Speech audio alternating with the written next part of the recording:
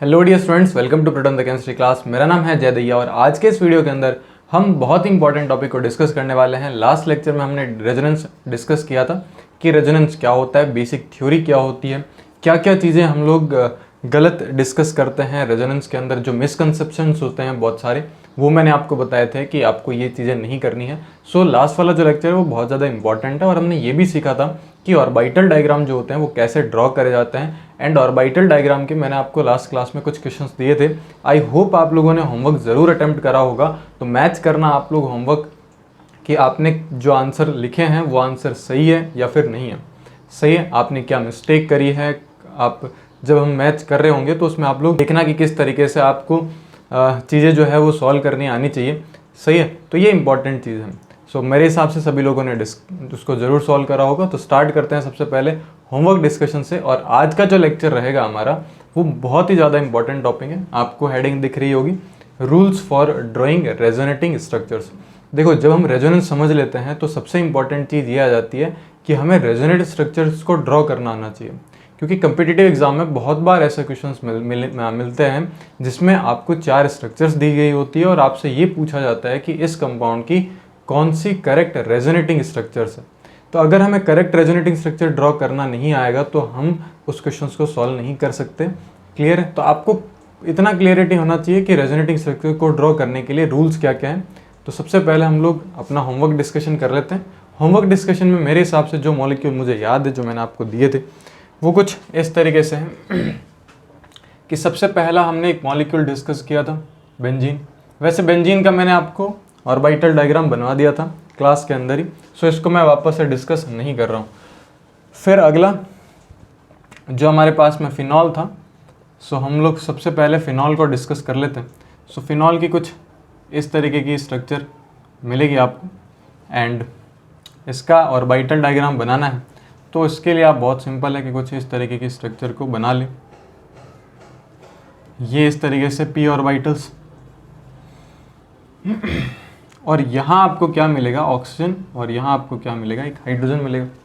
इस ऑक्सीजन के पास आपको क्लियर है कि इसका हाइब्रिडाइजेशन sp3 है, बट यहाँ पे आपको क्लियर है कि इसका जो p ऑर्बिटल्स है, यानी कि इसके जो लोन पेयर है, वो किस तरीके से जो है आप देख सकते हैं कि पार्टिसिपेट कर सकते हैं रेजोनेंस के अंदर, ठीक है, ओवरलैप कर सकते हैं। तो यहाँ पे हाइब्रिडाइजेशन चेंज हो जाता है, सही है। सो हाइब्रिडाइजेशन चेंज हो जाएगा और ये इस तरीके की स्ट्रक्चर मिल जाएगी। अच्छा, एक इंपॉर्टेंट पॉइंट नोट कर सकते हैं आप लोग। मैंने आपको बताया था कि जो एडजेसेंट आपके पास में एटम होता है, p ऑर्बिटल का एडजेसेंट एटम, अगर वो लोन पेयर कंटेनिंग है तो उसका लोन पेयर किस में पार्टिसिपेट कर सकता है, रेजोनेंस में पार्टिसिपेट कर सकता है। एक इम्पॉर्टेंट पॉइंट देखो, अभी हमने यहाँ पे इसका हाइब्रिडाइजेशन sp3 लिखा था। लास्ट क्लास में अगर आप कनेक्ट कर पा रहे हैं और अगर आपने लास्ट क्लास देखी है तो लास्ट क्लास में हमने एक नाइट्रोजन का केस भी देखा था। तो नाइट्रोजन का केस, उसमें भी हाइब्रिडाइजेशन जो था वो sp3 था, लेकिन मैंने आपको बताया था कि during resonance process hybridization change हो जाता है। तो हम लोग वो वाला फंडा यूज़ नहीं कर सकते जो कि आप केमिकल बॉन्डिंग में यूज़ करते हो कि number of sigma bond number of lone pair. तो देखो, एक इंपॉर्टेंट पॉइंट ये है। इंपॉर्टेंट पॉइंट क्या है, तो देखिए ध्यान से, इस ऑक्सीजन का हाइब्रिडाइजेशन sp3 है। तो डाउट आपका ये आना चाहिए था कि अगर ये sp3 है तो इसका मतलब कि जो लोन पेयर्स होंगे वो कौन से ऑर्बिटल में होंगे, वो हाइब्रिड ऑर्बिटल्स में होंगे। तो हाइब्रिड ऑर्बिटल p ऑर्बिटल के साथ कैसे ओवरलैप कर सकता है, तो ध्यान रखना। वैसे इसको बहुत ज़्यादा डिटेल में तो हम डिस्कस नहीं करेंगे, बट मैं आपको एक पॉइंट बता रहा हूँ, बस उतना पॉइंट याद रखेंगे तो उससे काम हो जाएगा। अगर आपके पास एक p ऑर्बिटल के एडजेसेंट एटम पर कोई भी लोन पेयर प्रेजेंट है तो वो लोन पेयर कभी भी हाइब्रिड ऑर्बिटल में एग्जिस्ट नहीं करता है। वो किस में चला जाता है, वो अपने प्योर p ऑर्बिटल में चला जाता है और during this process hybridization change हो जाता है। इसकी बहुत अच्छा पूरा एक्सप्लेनेशन है। जब आप थोड़ा और अच्छा चीज़ें सीख लेंगे, थोड़ा और एडवांस में जाएंगे चीज़ें समझने के लिए, तब आपको बहुत सारी चीज़ें यहाँ पे क्लियर हो जाती है। तो अभी के लिए ये एक बार नोट जो है वो आप लोग लिख लें। एंड अगर आपको इसको और ज़्यादा डिटेल में डिस्कस करना है तो मैं एक टॉपिक डिस्कस करूँगा अभी कुछ वीडियो के अंदर, जिसमें हम लोग अमीन इन्वर्जन को डिस्कस कर रहे होंगे। तो उसमें मैं आपको थोड़ा सा उसका एक्सप्लेनेशन ज़रूर दूंगा कि ये किस तरीके से होता है, सही है। तो देखिए ध्यान से, हम वापस टॉपिक पे आते हैं। तो टॉपिक हमारा ये था कि अगर किसी एक जो भी p ऑर्बिटल है आपके पास, प्योर p ऑर्बिटल, उसके जस्ट एडजेसेंट उसके जस्ट एडजेसेंट जो पोजीशन है उस पर जो प्रेजेंट एटम है, अगर उसके पास में एक लोन पेयर प्रेजेंट है तो वो लोन पेयर हमेशा प्योर पी ऑर्बिटल में रहेगा। तो ये जो ऑर्बिटल आपको दिख रहा है ये प्योर पी ऑर्बिटल है, ये हाइब्रिड ऑर्बिटल नहीं है, अदरवाइज ये ओवरलैप नहीं करता। सही है, तो ये इस तरीके का जो है क्या बन जाएगा आपके पास फिनॉल का, इस तरीके से बोल सकते हो ऑर्बिटल डायग्राम बन सकता है। चले आगे हम लोग डिस्कस करते हैं। मेरे हिसाब से फिनॉल के बाद आपको क्या दिया था, पिरिडीन। अब देखो पिरिडीन जो है वो किस तरीके से बनाया जा सकता है, तो पिरिडीन की स्ट्रक्चर बना लेते हैं हम लोग। एंड थोड़ा आवाज़ में अगर कुछ इश्यू आ रहा हो, थोड़ा बहुत ऐसा लग रहा होगी आपको, है ना, तो गला थोड़ा ख़राब है इस वजह से जो है बहुत ज़्यादा दिक्कतें हो रही होगी। तो ये हमारे पास में पिरिडीन की स्ट्रक्चर है, मैं ट्राई कर रहा हूँ कि बहुत अच्छे से आपको चीज़ें समझ में आए। सो ये पिरिडीन है, पिरिडीन में अगर हम ध्यान से देखें तो बहुत क्लियर है।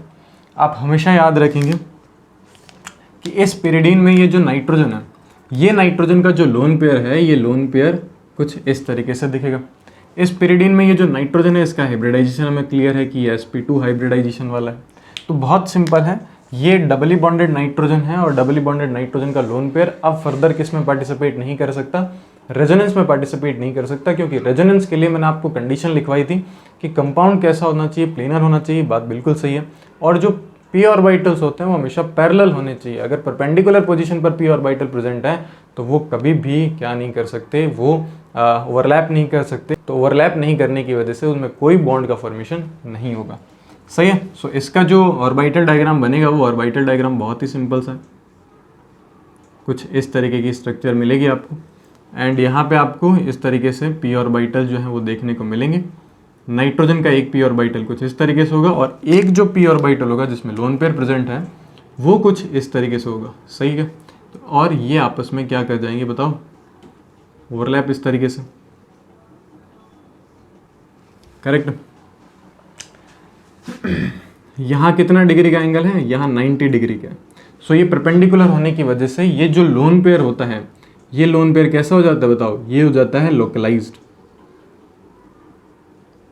और मैंने आपको बताया था लोकलाइज्ड लोन पेयर कौन से होते हैं और डी लोकलाइज्ड लोन पेयर कौन से होते हैं। बहुत बढ़िया। अगला एग्जांपल जो था मेरे हिसाब से कुछ ऐसा होगा। सही है। ये तो बहुत बेसिक है मेरे हिसाब से, इसमें कुछ समझाने लायक है नहीं, मैं डायरेक्टली बना देता हूँ, इसको थोड़ा टिल्ट बना देता हूँ। और यहाँ ऑर्बिटल्स हैं। सही है क्या? और बहुत बेसिक सा एग्जांपल है ये। यहाँ आपको कुछ इस तरीके की ओवरलैपिंग जो है वो देखने को मिलेगी। सही। इसके बाद जो एग्जांपल हमने लिखा था वो शायद हमने ये एग्जांपल लिखा होगा। बाई चांस अगर कोई एग्जांपल मिस हो रहा हो तो हम आगे डिस्कस कर लेंगे। अगर आपसे सॉल्व ना हो तो आप जो है कमेंट बॉक्स में बता सकते हैं। यहाँ डबल बॉन्ड था शायद मेरे हिसाब से और ये था। सही।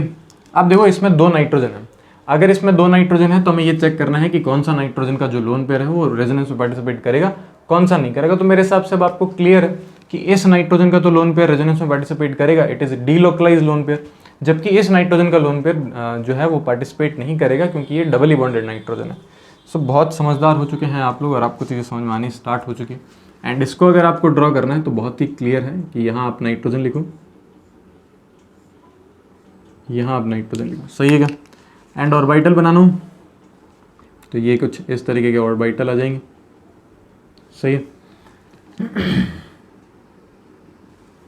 तो देखिए ध्यान से क्या होगा, ये कुछ इस तरीके से ओवरलैप कर जाएंगे।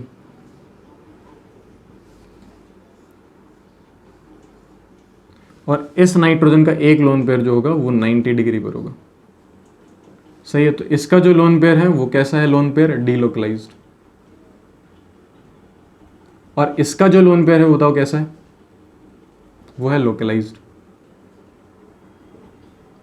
सही है। तो ये इस जो कंपाउंड है इसका ऑर्बिटल डायग्राम बन चुका है। उसके बाद हमने एक एग्जांपल और लिया था, मैं यहाँ डिस्कस कर रहा हूँ, एनिलीन लिया था। तो क्या आप इसको बना सकते हैं इजीली? सो मेरे हिसाब से आप इजीली बना सकते हैं, बहुत ही बेसिक सा एग्जांपल बन जाएगा ये।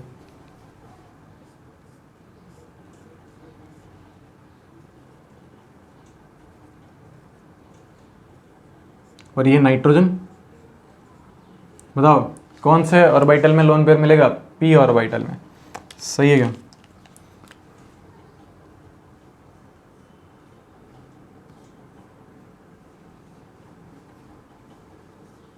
और यहाँ आपको 2 क्या मिल जाएंगे?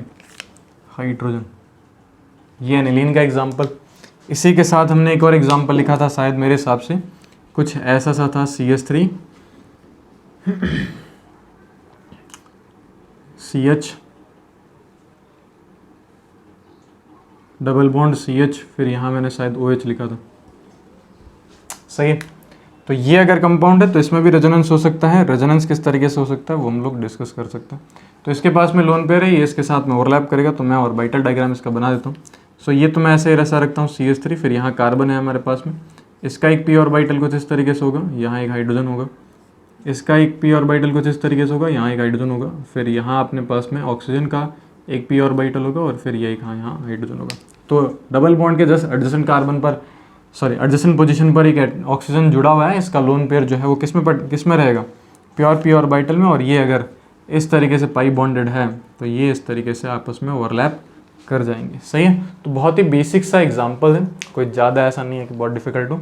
तो इस तरीके से आप ऑर्बिटल डायग्राम बना सकते हो, और आई होप आप सभी ने इसको सॉल्व ज़रूर किया होगा, और आप सभी के ये जो सारे के सारे आंसर है वो बिल्कुल सही होंगे, क्योंकि आपने लास्ट क्लास को बहुत अच्छे से स्टडी करा होगा। सही है क्या? चलो अब हम आगे मूव करते हैं और अपना नया टॉपिक स्टार्ट करते हैं, जिसका नाम है rules for drawing resonating structures. बहुत इंपॉर्टेंट है, अगर आप इसको स्किप कर देते हो तो आप कभी भी किसी भी हाइब्रिड का करेक्ट रेजोनेटिंग स्ट्रक्चर सही से नहीं बना सकते। अगर कोई ढंग का एग्जाम्पल आ गया तो उसको तो सॉल्व भी नहीं कर सकते। सही है। तो बहुत इंपॉर्टेंट है, क्या रूल्स होंगे, हम कैसे डिसाइड कर सकते हैं, वो सब हम डिस्कस करेंगे। फटाफट से आप इसको कॉपी करो, फिर हम आगे मूव करते हैं। चलिए अब हम स्टार्ट करते हैं आज का नया टॉपिक, जिसका नाम है rules for drawing resonating structure. तो देखो क्या क्या रूल्स होते हैं, किस तरीके से हमें ड्रॉ करना होता है। तो सबसे पहला जो रूल आपके सामने आ रहा है वो ध्यान से सुनेंगे आप लोग। Rule number 1।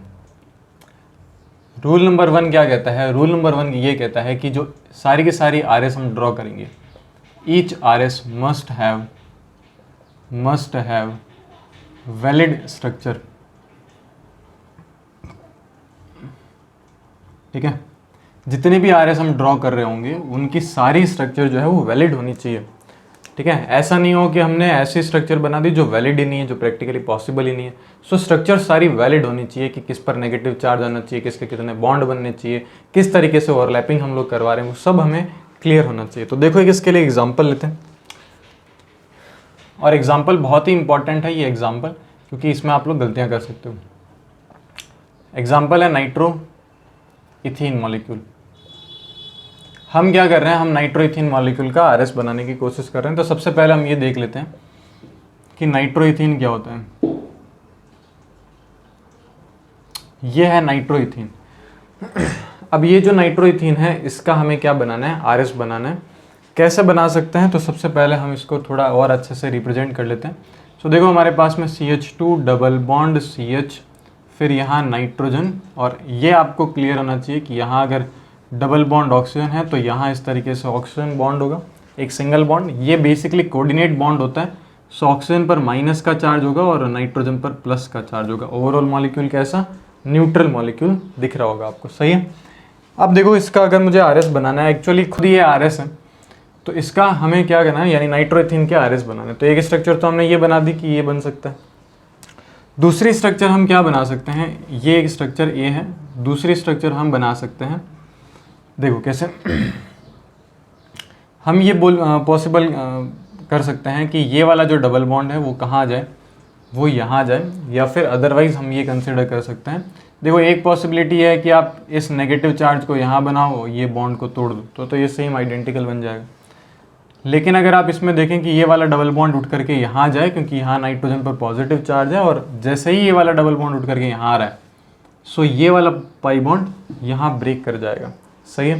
बेसिकली आपको क्लियर होना चाहिए कि ये एरो यहाँ बॉन्ड तोड़ेगा तो नेगेटिव चार्ज क्रिएट करेगा, नेगेटिव और पॉजिटिव आपस में बॉन्ड बना देंगे, तो यहाँ डबल बॉन्ड क्रिएट हो जाएगा। एंड डबल बॉन्ड क्रिएट होगा तो नाइट्रोजन की 5 वैलेंसी एग्जिस्ट नहीं कर सकती, तो ये बॉन्ड यहाँ ब्रेक कर जाएगा। सही। सो अगली स्ट्रक्चर कैसी आएगी, CH2, फिर यहाँ आएगा CH डबल बॉन्ड, फिर N, फिर यहाँ O पे कौन सा चार्ज, माइनस चार्ज, एंड फिर यहाँ O पे कौन सा चार्ज, ऑलरेडी माइनस का चार्ज।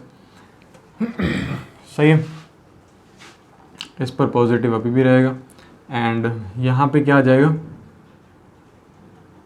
प्लस चार्ज आ जाएगा। सो ये अगली एक RS बन सकती है। तो ये फर्स्ट RS होगी और ये सेकंड RS होगी।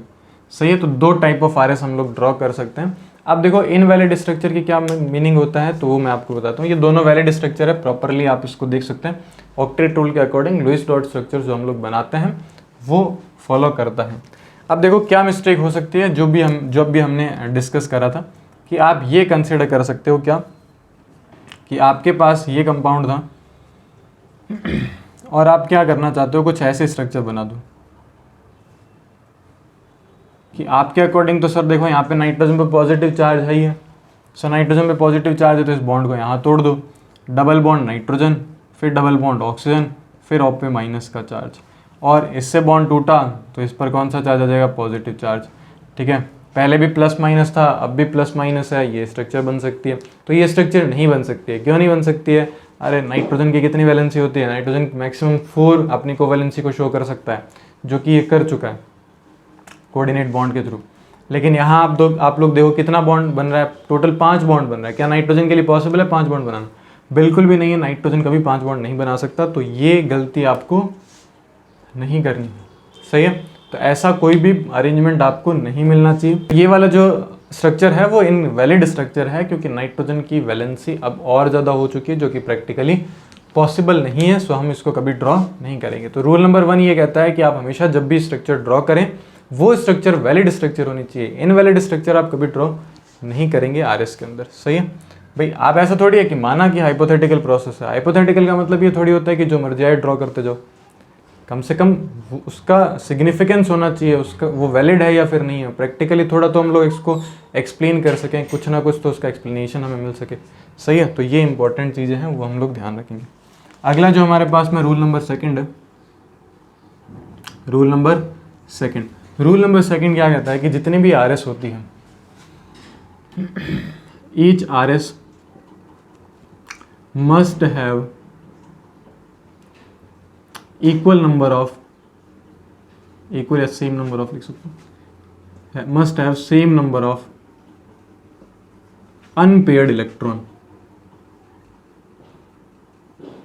यानी कि जो भी आप RS बना रहे हैं उसमें अनपेयर्ड इलेक्ट्रॉन हमेशा सेम रहने चाहिए। ऐसा नहीं है कि हमने कोई नई स्ट्रक्चर बनाई और उसमें अनपेयर्ड इलेक्ट्रॉन ही चेंज हो गए, तो वो स्ट्रक्चर वैलिड स्ट्रक्चर नहीं होगी। सो देखिए इसके लिए हम एग्जांपल लेते हैं। सो एग्जांपल कैसा हम लोग ले सकते हैं, इसके लिए एग्जांपल 1,3 ब्यूटाडाइईन हम लोग कंसिडर करते हैं, और 1,3 ब्यूटाडाइईन कुछ ऐसा मिलेगा आपको। सही है, ये खुद में एक रेजोनेटिंग स्ट्रक्चर है, इंपॉर्टेंट है। सही है, सो फर्स्ट RS तो क्या आ जाएगा इसका, ये खुद ही आ जाएगा। दूसरा अगर मैं RS बनाऊं तो क्या होगा बताओ, तो बहुत क्लियर है बेसिक कि ये वाला पाई बॉन्ड यहाँ ब्रेक करेगा और ये यहाँ मूव कर जाएगा। सही है, सो अगली स्ट्रक्चर जो मिलेगी आपको वो क्या मिलेगी, इस पर कौन सा चार्ज, माइनस का चार्ज, इस पर कौन सा चार्ज, प्लस का चार्ज। इसमें नंबर ऑफ अनपेयर्ड इलेक्ट्रॉन कितने, 0, एंड इसमें भी बताओ अनपेयर्ड इलेक्ट्रॉन कितने हैं, इसमें भी अनपेयर्ड इलेक्ट्रॉन 0 है। सही है, दोनों में अनपेयर्ड इलेक्ट्रॉन 0 है। लेकिन गलती क्या कर सकते हैं, कुछ ज़्यादा बुद्धिमानी लोग जो है वो ये ऐसा कहेंगे कि सर हमने एक टॉपिक पढ़ा था homolytic bond cleavage, homolytic bond cleavage के अकॉर्डिंग अगर हम फ्री रेडिकल जनरेट कर दें तो कुछ ऐसी स्ट्रक्चर बननी चाहिए, एंड अगर मैं इसको कंसिडर करता हूँ तो क्या ये रेजोनेंस स्ट्रक्चर नहीं है, तो ये बिल्कुल भी इसकी रेजोनेटिंग स्ट्रक्चर नहीं है। क्यों, क्योंकि इसमें नंबर ऑफ अनपेयर्ड इलेक्ट्रॉन कितने होंगे, कितने अनपेयर्ड इलेक्ट्रॉन, साफ साफ दिख रहा है 2। तो हमने क्या लिखा है कि जितनी भी RS होती है उनमें same number of unpaired electron होने चाहिए। ऐसा नहीं है कि number of unpaired electron change हो रहे हैं और वो भी RS है। सो ऐसा बिल्कुल भी पॉसिबल नहीं हो सकता। तो ये स्ट्रक्चर इस कंपाउंड की RS नहीं है। किस कंपाउंड की, 1,3 ब्यूटाडाइईन की। समझ में आया कि नहीं? सो ये इंपॉर्टेंट चीज़ें हैं। बात करते हैं रूल नंबर 3 के बारे में। रूल नंबर 3 में क्या एक्सप्लेन करता है, तो देखो वो हमें ये बताता है कि जब भी हम रेजोनेंस स्ट्रक्चर को ड्रॉ करेंगे तो रेजोनेंस स्ट्रक्चर में ड्रॉ करते टाइम हम ये ध्यान रखेंगे कि एटम चेंज नहीं होने चाहिए, जो पोजीशन है एटम की वो सेम होनी चाहिए। यानी कि सिंपल सा है कि रेजोनेंस में डीलोकलाइजेशन तो होता है पाई इलेक्ट्रॉन्स का, एटम का डीलोकलाइजेशन नहीं होता है। तो जो भी रेजोनेटिव स्ट्रक्चर हम बनाते हैं उसमें एटम की पोजीशन सेम होनी चाहिए, एटम सेम होने चाहिए। सही। सो मेरे हिसाब से यहाँ रूल नंबर 3 लिख देते हैं, आपको इजीली दिख जाएगा। रूल नंबर 3 क्या कहेगा, each R S must have same atom. सही। यानी बेसिकली एटम की पोजीशन चेंज नहीं होनी चाहिए, एटम सेम होनी चाहिए सब में। तो देखिए किस तरीके से आप लिख सकते हो आगे, इसमें पोजीशन ऑफ एटम चेंज नहीं होनी चाहिए।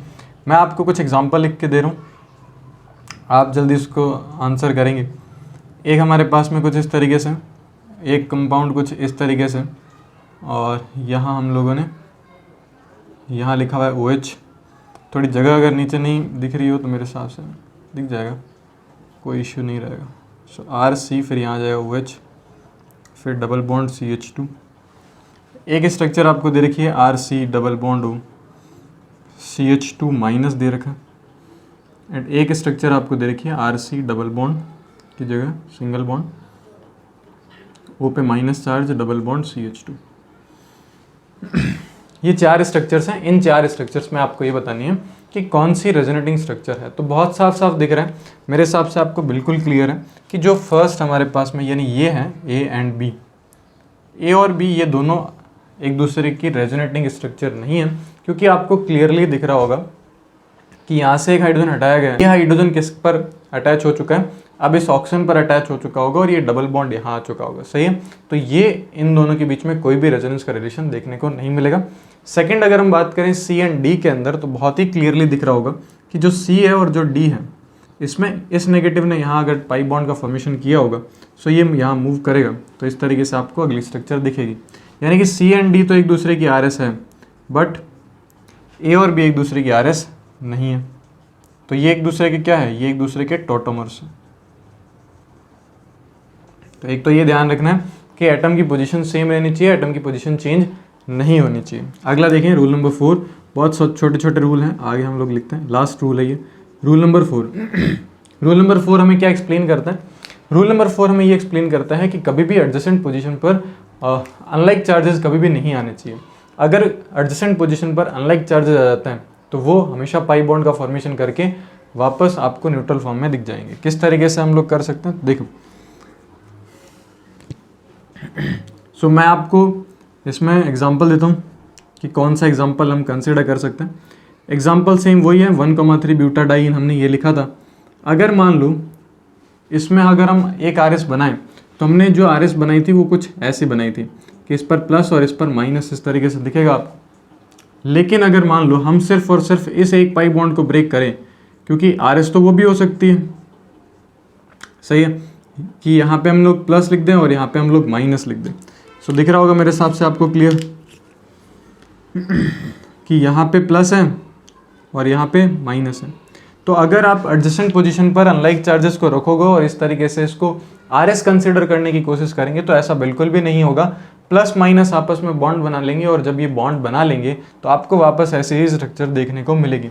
सो इसको हम लोग एज ए RS कंसिडर नहीं करते हैं, ये RS नहीं है। सो हम लोग क्या लिख सकते हैं, RS हैविंग, या ऐसे लिखूं, each RS having unlike charges at adjacent position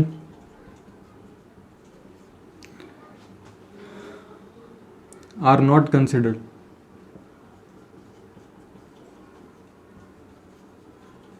तो उनको कंसिडर नहीं किया जा सकता, क्योंकि वो पाई बॉन्ड का वापस फॉर्मेशन कर सकते हैं, एंड जब पाई बॉन्ड का वापस फॉर्मेशन कर सकते हैं सो फिर ये RS है ही नहीं, क्योंकि वो उसमें कंसिडर हो चुका होता है। क्लियर है। सो ये चीज़ आप लोग ध्यान रखेंगे। तो टोटल हमारे पास में 4 रूल्स आते हैं।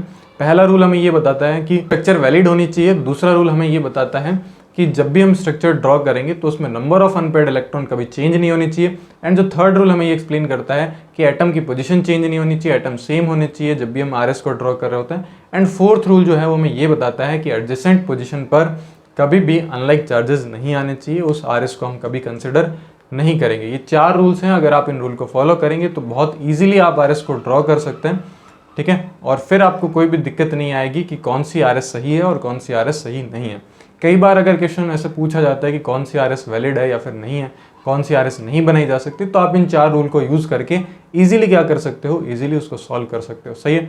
तो ये तो बात होगी कि रूल्स क्या होते हैं, कैसे ड्रॉ करे जाते हैं।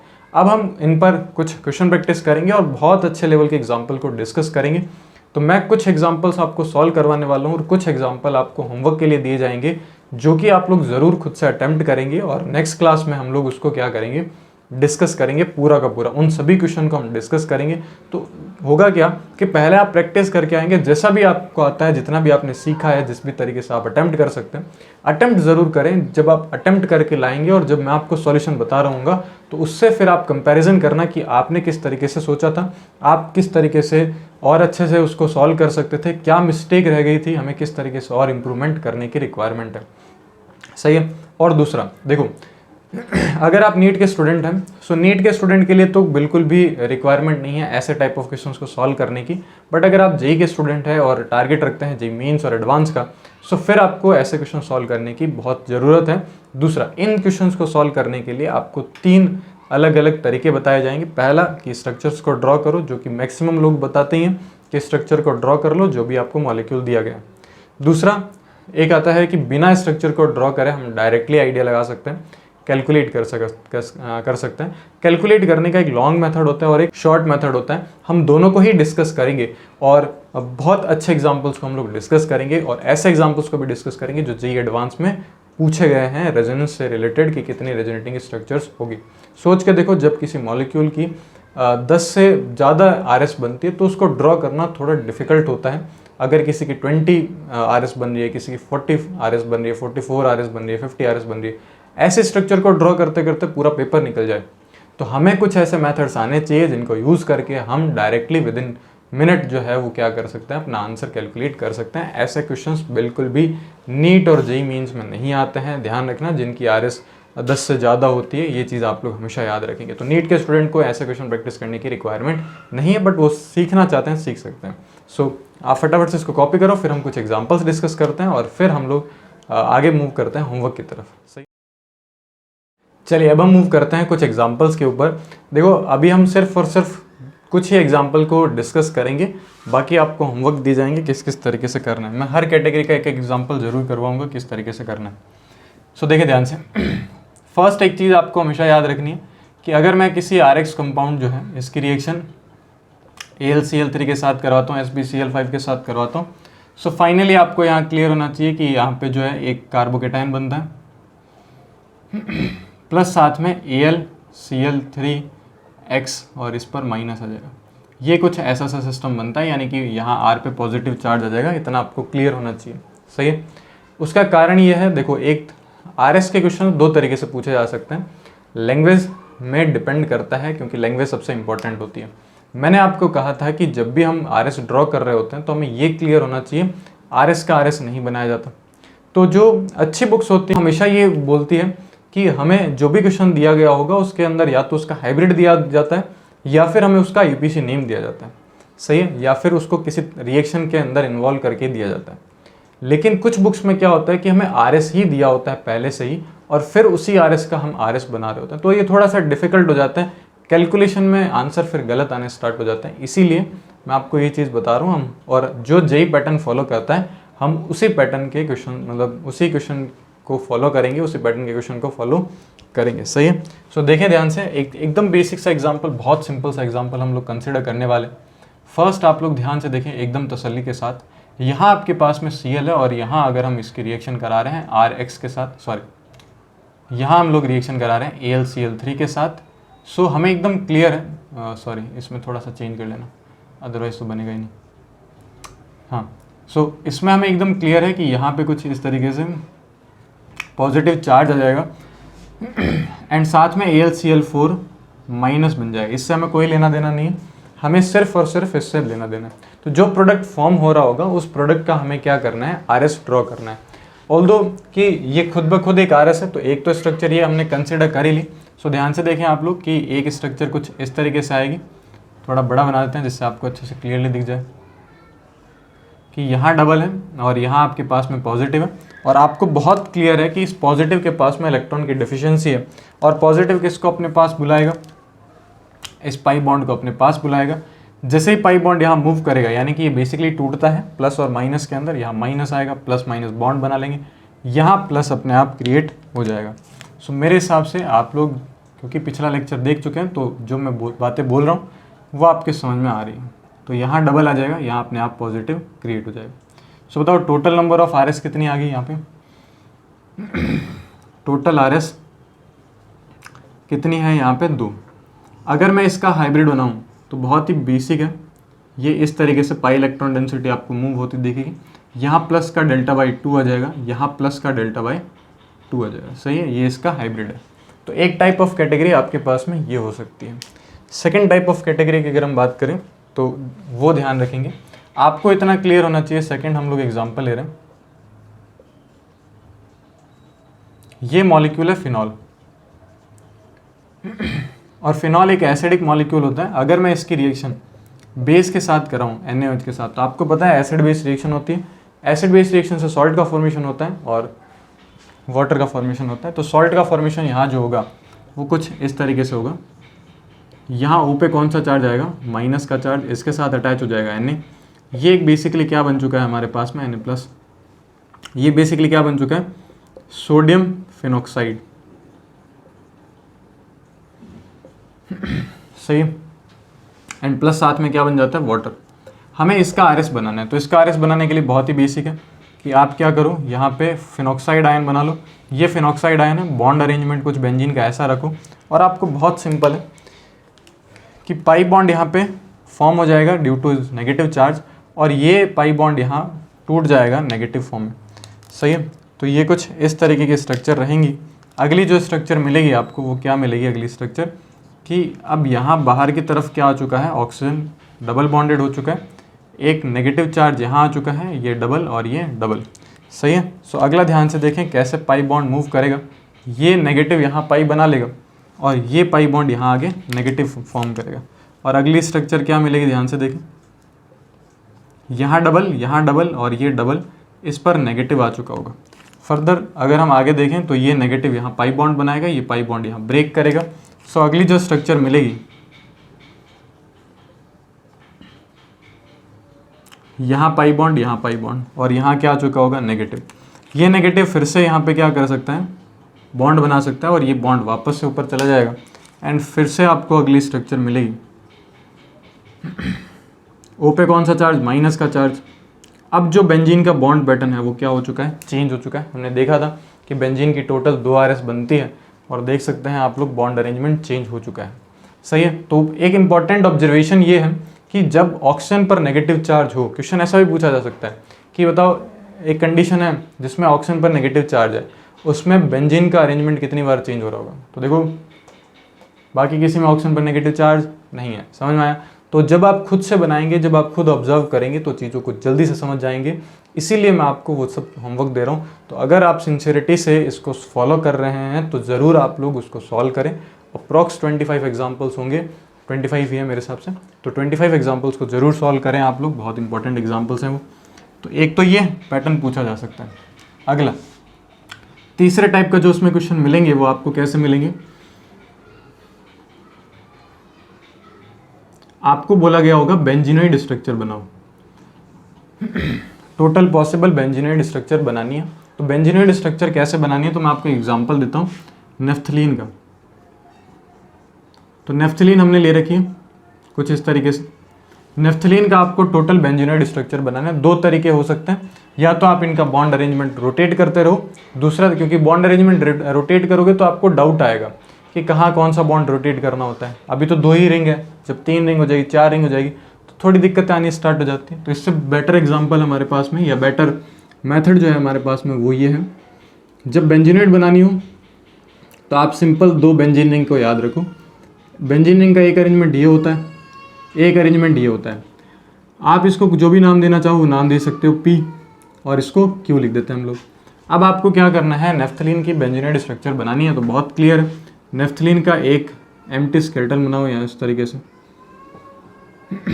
कि इसको किस किस तरीके से बनाया जा सकता है। सही है, तो अभी कुछ हम बना लेते हैं, जितने रिक्वायरमेंट होगी उतनी हम लोग बना सकते हैं। अब सुनना ध्यान से कैसे अरेंजमेंट करना है।